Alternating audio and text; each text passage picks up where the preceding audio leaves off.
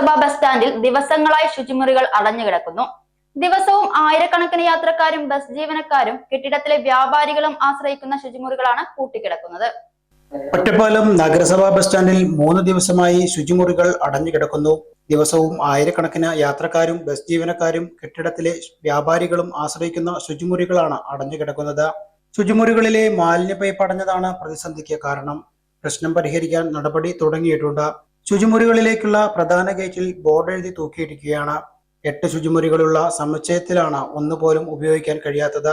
ഇവയിൽ 2 എണ്ണം ഒഴികെയുള്ളവയാണ് പണം കൊടുത്ത് ഉപയോഗിക്കാവുന്ന വ്യവസ്ഥയിൽ തുറന്നു നൽകാറുള്ളത്. എല്ലാം പൂട്ടിയതോടെ പ്രാഥമിക ആവശ്യങ്ങൾക്കും മറ്റു മാർഗങ്ങൾ തേടേണ്ട സാഹചര്യമായി. സമീപകാലത്തായി ഇതിനു മുൻപും പലവട്ടം ദിവസങ്ങളോളം അടഞ്ഞു കിടന്നിട്ടുണ്ട്. സമാനമായ സാഹചര്യം ഉണ്ടായിട്ടുണ്ടെന്നും സ്വകാര്യ ബസ് ജീവനക്കാരും യാത്രക്കാരും പറയുന്നു. ദീർഘദൂര യാത്രക്കാരായ സ്ത്രീകളും കുട്ടികളും ഉൾപ്പെടെയുള്ളവരാണ് ഇപ്പോൾ വലയുന്നത്. ദിവസവും 300ഓളം ബസ്സുകൾ വന്നുപോകുന്ന സ്റ്റാൻഡാണിത്. ഇതിൽ മിക്ക ബസ്സുകളും ഇവിടെ നിന്നും യാത്ര പുറപ്പെടുന്നവയുമാണ്. അതേസമയം അടുത്ത ദിവസം പ്രശ്നം പരിഹരിക്കുമെന്നാണ് നഗരസഭയുടെ വിശദീകരണം. അറ്റകുറ്റപ്പണികൾ അന്തിമഘട്ടത്തിലെത്തിയതായും ശുചിമുറികൾ ഉടൻ തുറന്നു നൽകാൻ കരാറുകാരന് നിർദ്ദേശം നൽകിയതായും അധികൃതർ അറിയിച്ചു.